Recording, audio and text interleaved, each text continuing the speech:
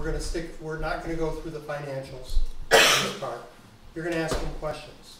You've read the plan, you probably have got some questions. You can refer to the plan as well as listen to them. Okay, any questions about how we're doing this? And we haven't done it before, so hopefully it'll work. Actually, do have a quick question. Yeah. Earlier you had kind of a slide that was saying certain groups were going to ask certain groups. Yeah, we're not going to worry about that. Okay. Because there's too few of us. Right. Okay. I mean, you are group two. Yeah. At this point. Yes. So we're not, I thought about it and just doesn't, because I didn't know how many people were going to be here.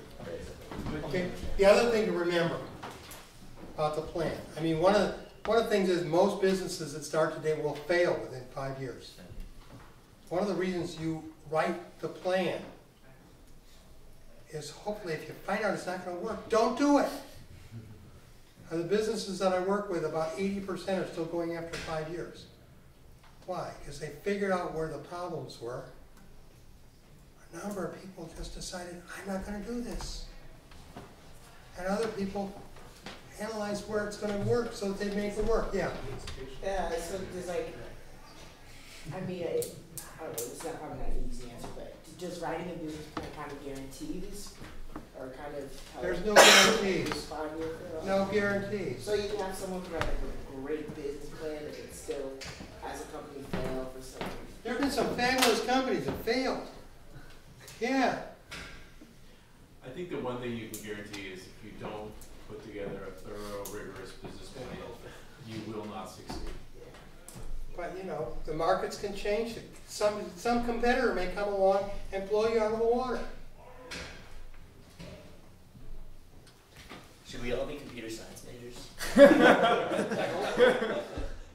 Then how would anybody market anything? So we talked that way.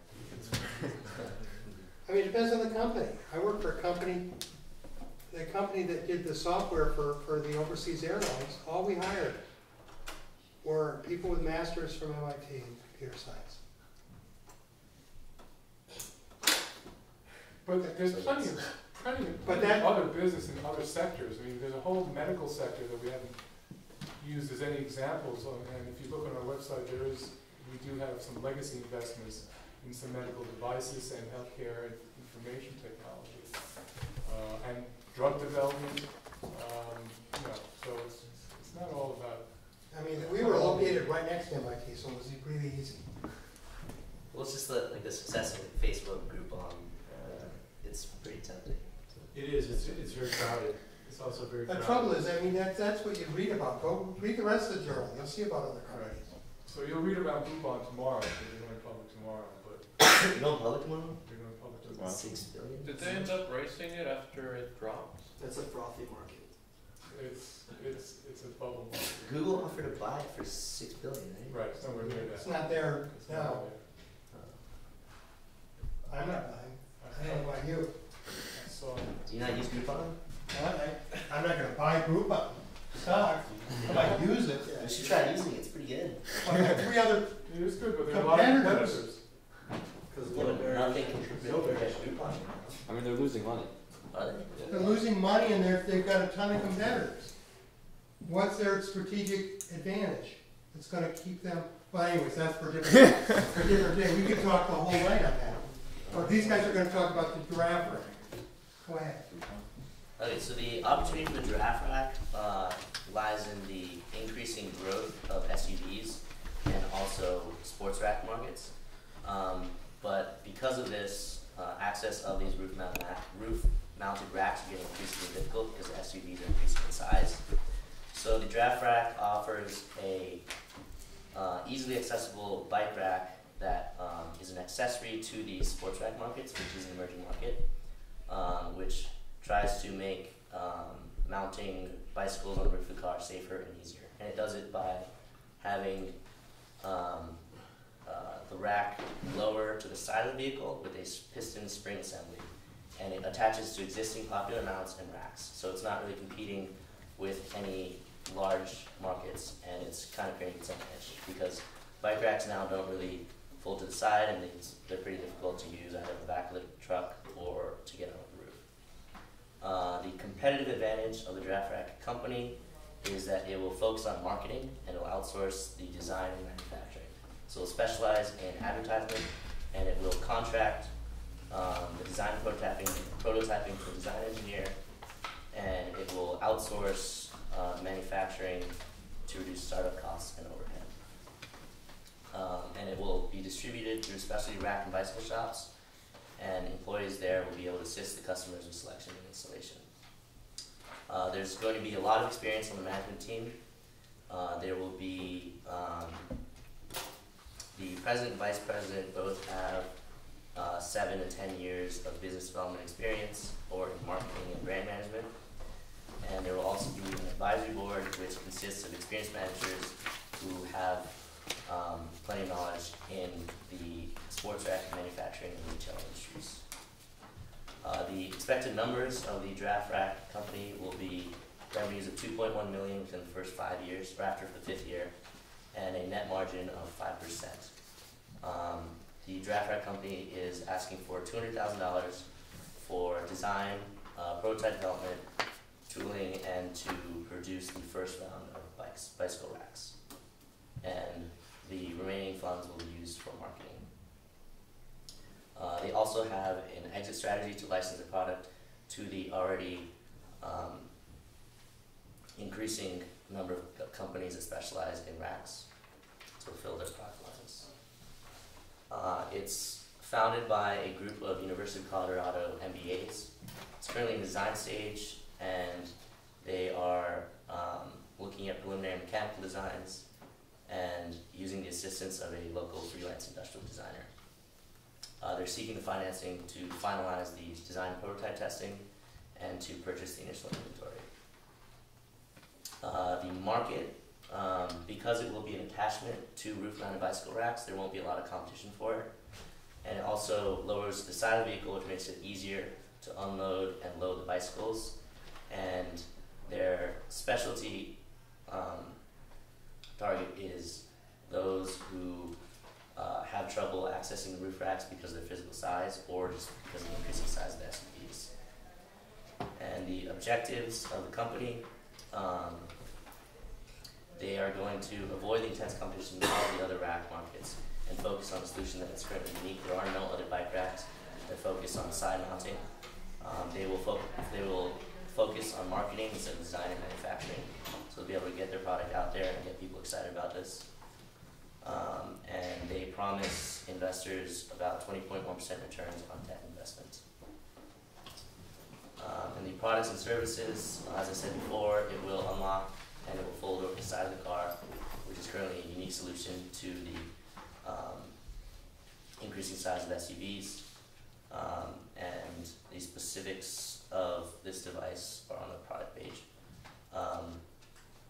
But the price will be $150, which will be more expensive than other truck-mounted racks, but it will be in conjunction with a roof-mounted tray. So those who don't specifically necessarily want a bike rack don't have to buy it, but if you do, it's only $150 extra. And finally, there will not be a patent pursuit of this time because they believe that side-mounted racks will be pretty easily to work around if there is a patent, and they're not looking to corner the market just to be the first ones to release this device.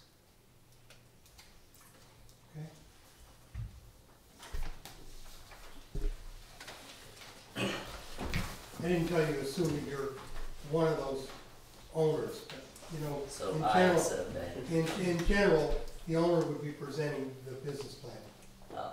or an officer of the company anyways. Go ahead. Okay, so for the industry analysis, what we see is basically that there is a lot of competition for the usual attachments, but again, we have the biggest point being that cars are getting bigger and people are not being able to monitor or would like some way to keep it on the top, because if you keep your bike on top, it stays cleaner. So that is our main selling point, that it's ease of putting your bicycle on top, which is preferred for a bicycle. Now the industry size and the growth. the rack manufacturer Bauer thinks that about 1.5% of the population of the U.S. is a potential buyer. So we have a total market of potential market of 4.2 million units for 630 million. And also right now we have an increase in sales for bike parts and accessories. So they're up 6% right now. So this tells us that we have a market that is increasing. Now we would start the first place we would like to start at is Colorado, because there's already a high interest in biking in that area. There's so we don't have to do a lot of the advertising. There's already the interest. We don't have to create the market. And another big point about Colorado is that it has one of the highest concentrations for SUVs in the U.S. It's and it also has fairly wealthy counties in that area, in the Rocky Mountain area. Now we would primarily sell them through specialty outlets and rack shops, bike shops, and small specialty sporting goods. So we would not have to put up shops ourselves. We would have other people do that for us, and therefore saving those expenses as well. Now for the customer analysis, our main people that would be selling to would be the serious bikers and the recreational bikers.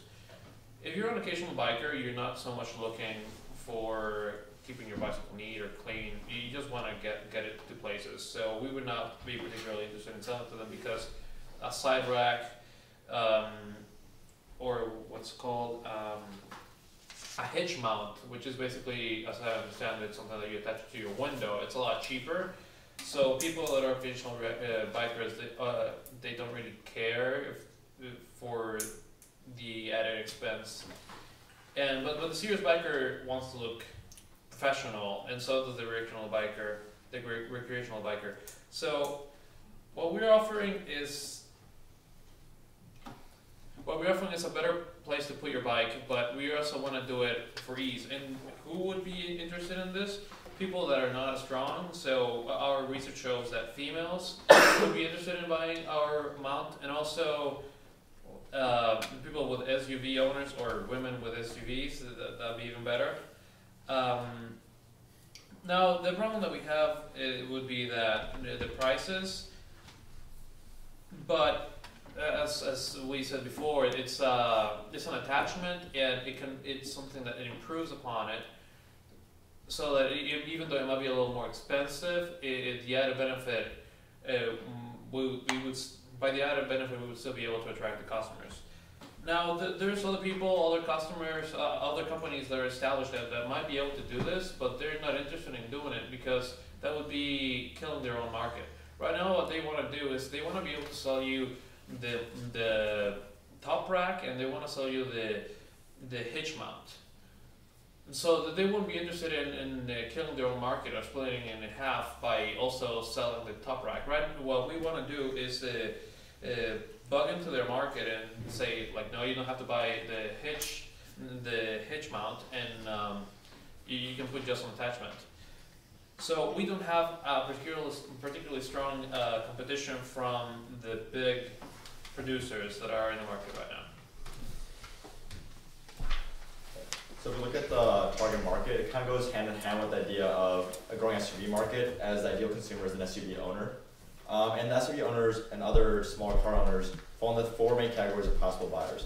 First off, you have the current owners of a roof-mounted bike rack and have difficulty using that rack. These are definitely our most best potential buyers, as they already have a roof mount, and they'll be more successful because they're already leaning towards purchasing a roof mount for their bicycle. Secondly, we have the bike owner who does not have a vehicle rack but shopping for one.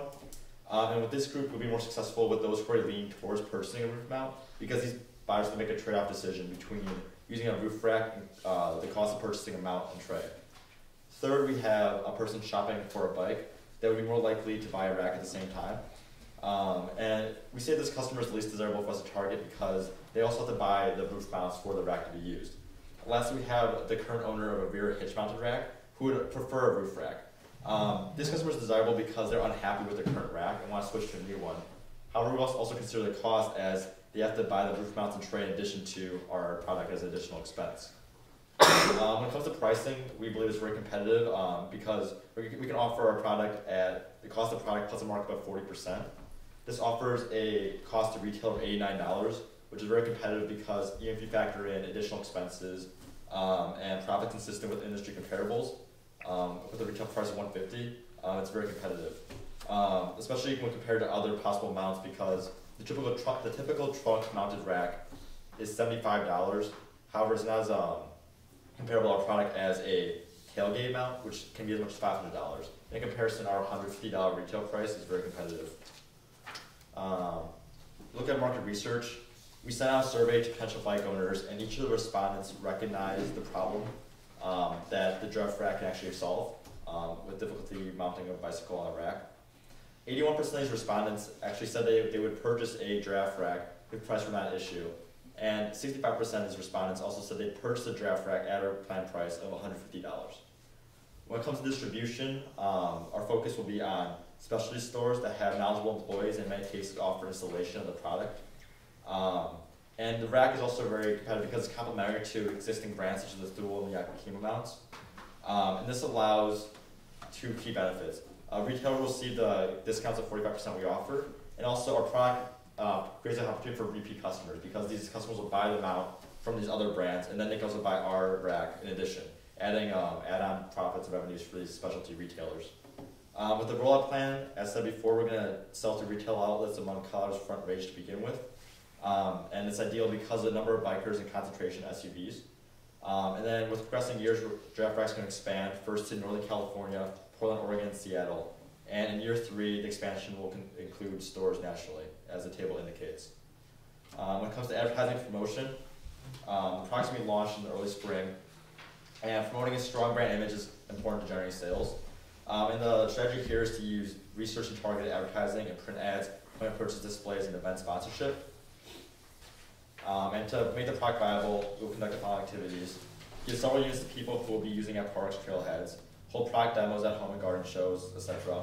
Have launch day events, print ad campaigns and specialty magazines, a public relations campaign with local media and specialty magazines, local event sponsorships, and point of purchase displays.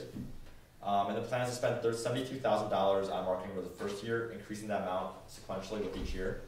And over the first 5 years, sales and marketing expenditures will be nearly $1.5 million.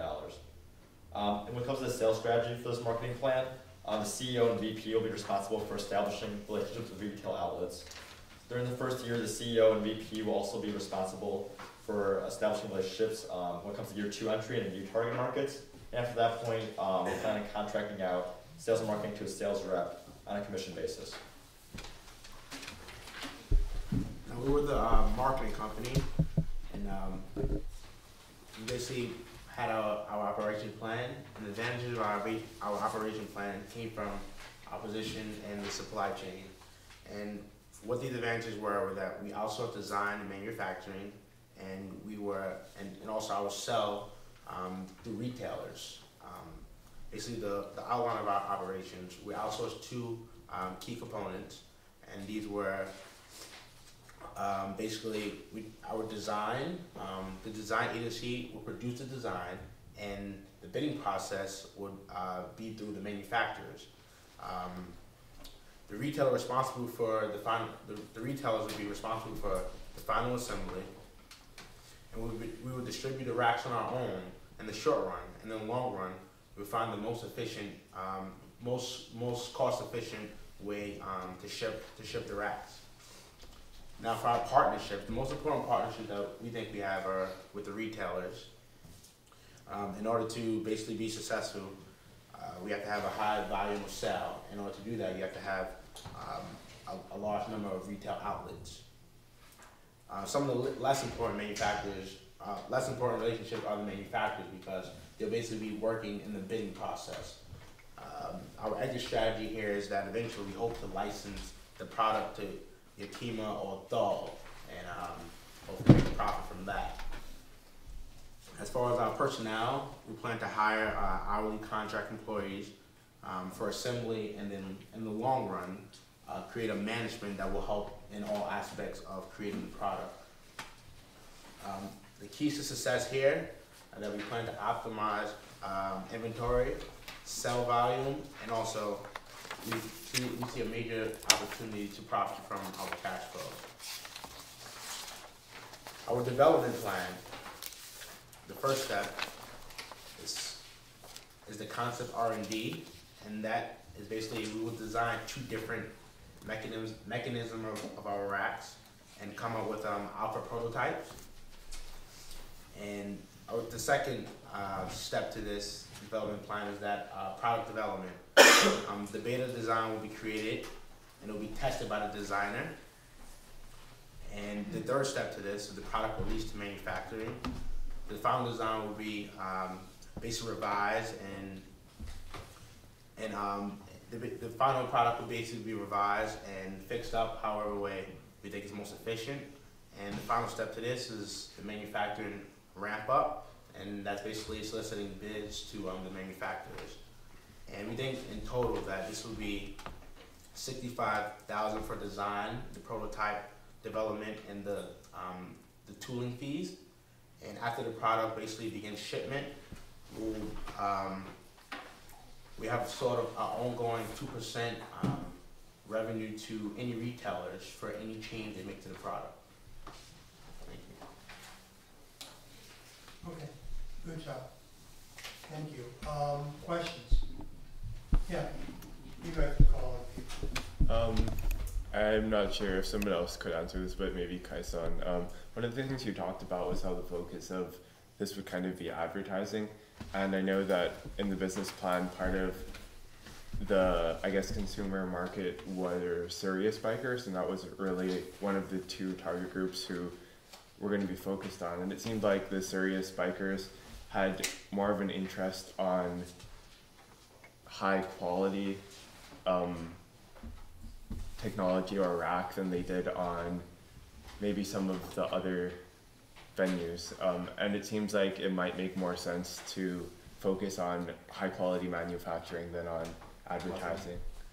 Well, so the CEO and VP have had a lot of experience in market design, and as residents of this area and active bikers, we will know high quality manufacturers' designs, and we'll be very involved in the development process, and we will try to ensure the highest quality of design as being avid bikers ourselves. Great, So thank you. that's an issue. Other questions? Do you guys factor in the cost of holding inventories? The cost of what, I'm sorry? For the inventory? Of inventory. As we stated in the key success factors, actually, we discussed overhead and how we are at a cost disadvantage to major players because of economies of scale. And for that reason, we're going to closely monitor and minimize variable overhead costs such as inventory and assembly costs. So I think part of that is the idea of us only having 1,200 square feet of light industrial space, because that's also necessary if we want to really reduce overhead and reduce inventory costs. Plus, I think we're going to be distributing the bikes ourselves. So Another thing that we could do is do it so that we don't have a lot of inventory. We have them shipped to us as we ship them out, so we don't give ourselves a large amount of inventory.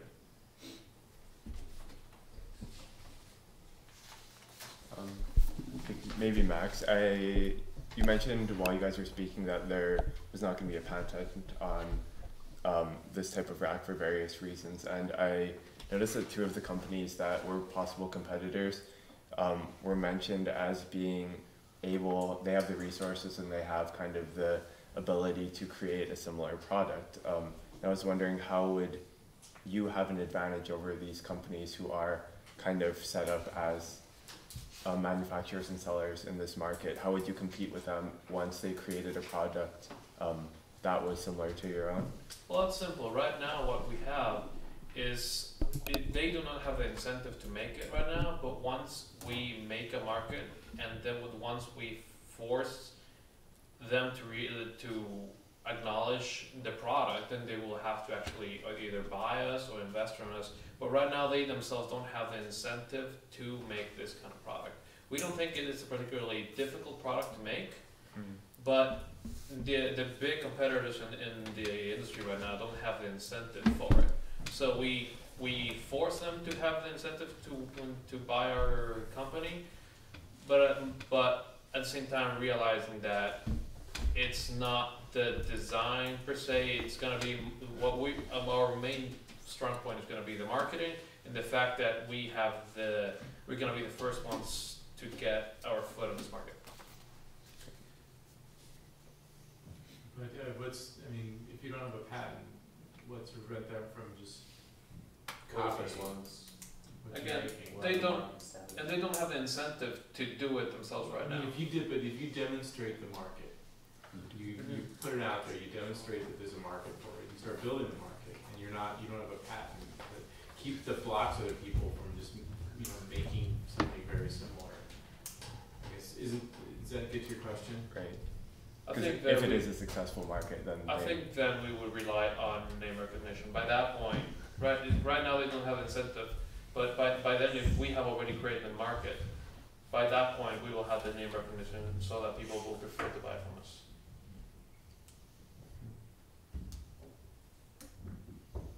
What was your exit strategy again? The strategy was to sell the patent to Yakima or Fogel and make the profit from that. Any questions on that? I mean, you've identified one of the inconsistencies in the plan. One of the inconsistencies in the plan is that you say there's not going to be a patent on it. But when we go back to the back of the plan where they talk about the potential pitfalls, it says somebody violates the patent. And you're going to license something that. We should get a patent. Well, I think if you can get a patent, So what do we you should get a patent. Type of.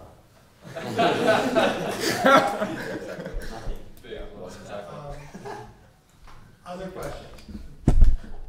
On a more macro level, like how do you think the current economy is gonna affect your company? Well, if you're an avid biker, regardless of the economy, you're going to be spending a lot of money to increase your leisure experience. And our market is, it's not just recreational bikers, it's serious bikers. And bikes right now are like $10,000 for serious bikers or even more. And spending $150 to make your trip out to go biking easier and more enjoyable is not a great cost for those who are actually interested. Another thing that I feel is that this plan is outdated, like it was written a while ago. So I was placing myself in the time of when this was written. Right now, the SUV market is going down, cars are getting smaller. So most of this plan doesn't apply. Except there's still no, at least talking to bike shops around here, there is no bike rack attachment that side mounts so that you can easily mount something on an SUV or my Outback, which is a miniature SUV, or a minivan. So, there may be fewer SUVs, but there's still that need there today. At least according to bike shops that I talked to, I only talked to one. Well, at the very least, it's less attractive than it was back then. Although all the SUVs in existence are still out there. So you can sell, there may not be as many new ones, but there's still a lot of old ones. Yeah, I'm not saying there isn't a market. It's smaller than it was projected. Okay. People are lazy though. $150 if you're the easier solution to go biking, are you gonna buy it? Even in a degrading economy. Bikers are crazy.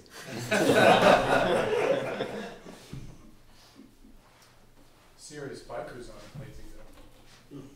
They're lazy about mounting their bikes. He's got a question. Yeah, I just wanted to get back to that. We were talking about maybe not having a patent and competitors coming up with a similar product if Where it's do you get a successful.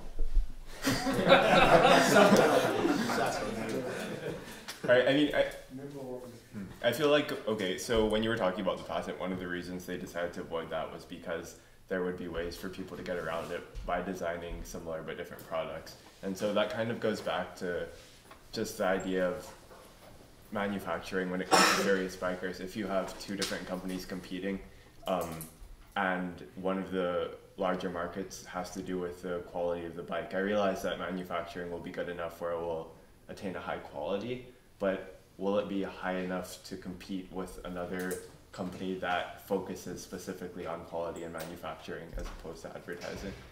Yes. Well, Yes, I think so.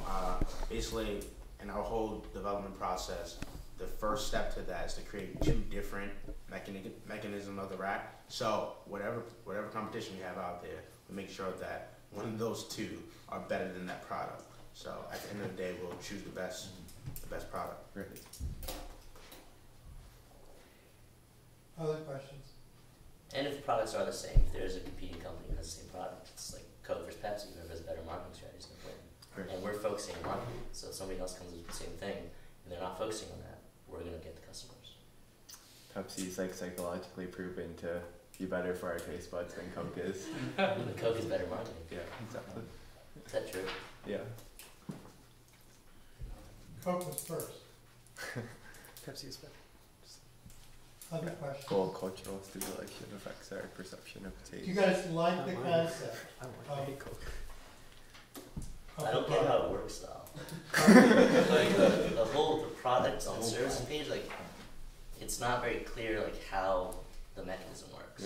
Yeah. Kinda So before you invested in it, I would want to see it work. Yeah.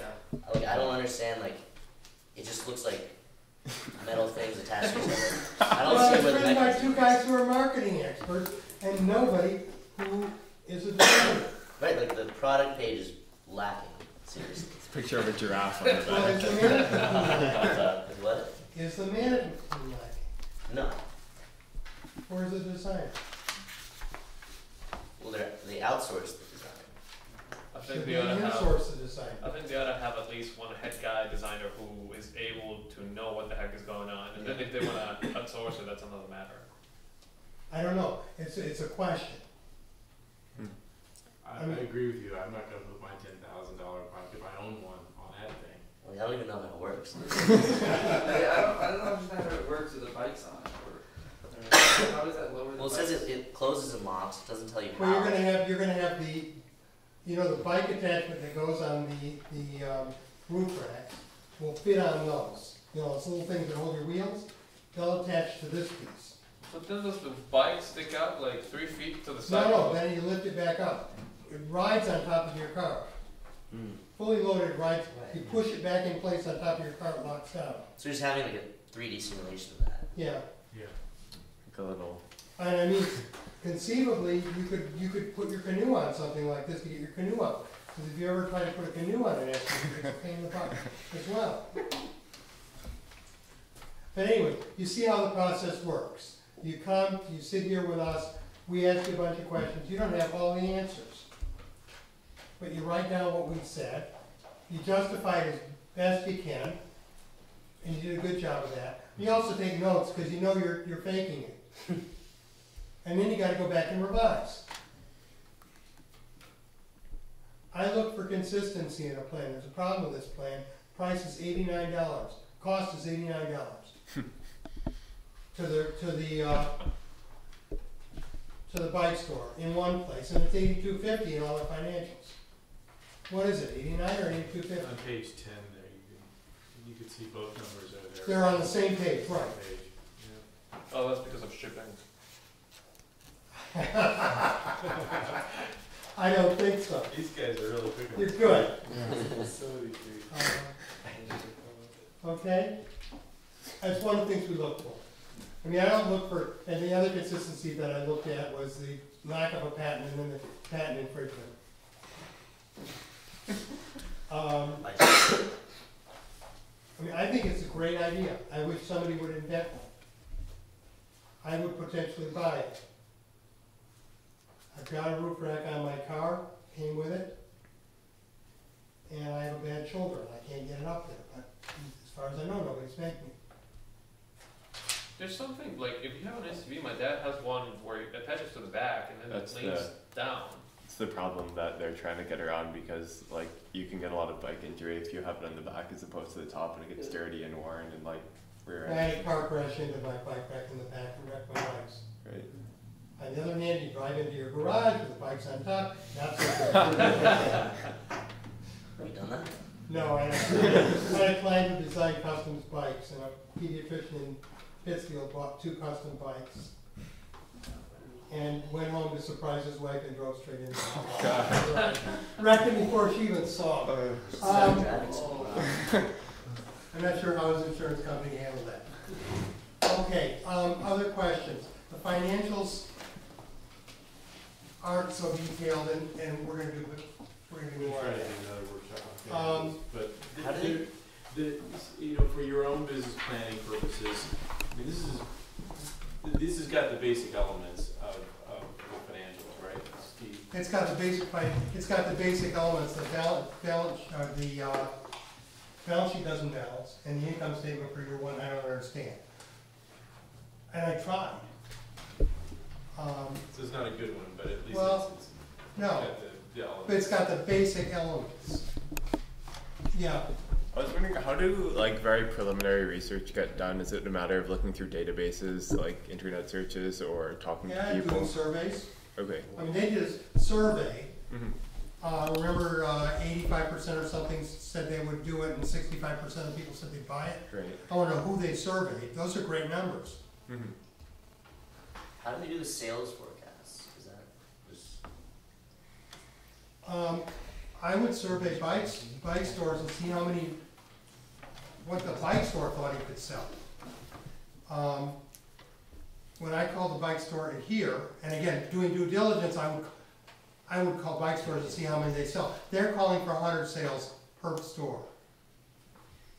And they probably have bigger stores than we do in Williamstown. That store in Williamstown couldn't sell 100 of these things a year. there are a lot of bikes around here? There are, but he couldn't sell 100 of the racks. At least that was his statement to me. I don't know. I've never, I've got a son now who lives in Boulder. Maybe I should call him up and ask him. Last year we were working on an idea for a kid's wrist texting device. And we didn't get this far, but we were going to go to like the Verizon wireless store in North Adams and ask them how many were they selling for kids? How many texting devices were they selling for kids? That kind of thing. You sort of, wherever you can get it is where you get that kind of information. You kind of have to be creative sometimes, because if what you're doing is really novel, then you need to be clever and think about, okay, what kind of evidence can I put together that makes the case that there will be a market here, and how big the market will be. But I got 2 serious bikers who bought at least 2 bikes from some store. They can go talk to the store owner, and that can be in the notes. And they can refer them to other stores. Like when you go to like the Verizon store, what incentive do they have to meet with you? Right. Like if I'm a student and I have an idea, why would somebody who knows the information that I want from them meet with me? Because I'm sure you're very charming, and I'm Is it just like persistence, or is like, do you offer them like a prototype, like just like offer them whatever it takes? Yeah, well, I actually think that they would be happy to tell you what they can. There may be some policy that would prohibit them from actually giving you sales data or something like that, but you'd be surprised. I mean, if you sit down and ask something and someone a question that to them is interesting, they'll probably stop and try to answer it for you. That's what mystifies me. Why do people participate in focus groups? It takes like a huge amount of their day, and they participate. Unlimited donuts and monetary compensation. Do they get paid? They get Yeah, I've done a Okay. ton of them in New York. I get like $100 an hour. Like you did some? Yeah, I've done a bunch in New York. You get $100 an hour. That's pretty cool. Wait, how do you get into this? You just Hey, that's better than writing a stupid plan. There's another Why do we need a job if That's we the can do plan. that? We can join the hall. Bring focus groups to college campuses for courses. Another good source of market information is if you can have a comparable that's a public company. You can look at some of their SEC filings. Like if you wanted anything that had to do with, we were talking about Groupon a second ago. But in this plan, they talked about 2 companies that they benchmarked off of. one of which was public.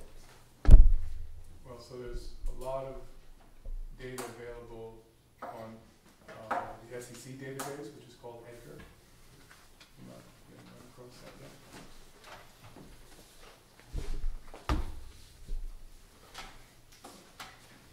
I mean, potential customers are often willing to talk.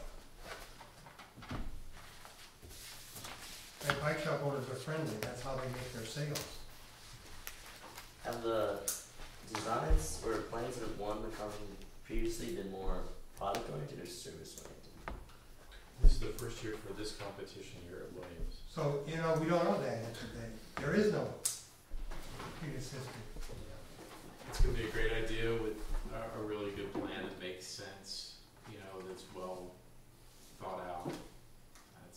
And it could be from anything, I mean, I think it could be from it could be tech, it could be service, it could be a product idea, you know. We should probably wrap up. Anything else? Any last questions? Okay, good luck. Thanks for coming.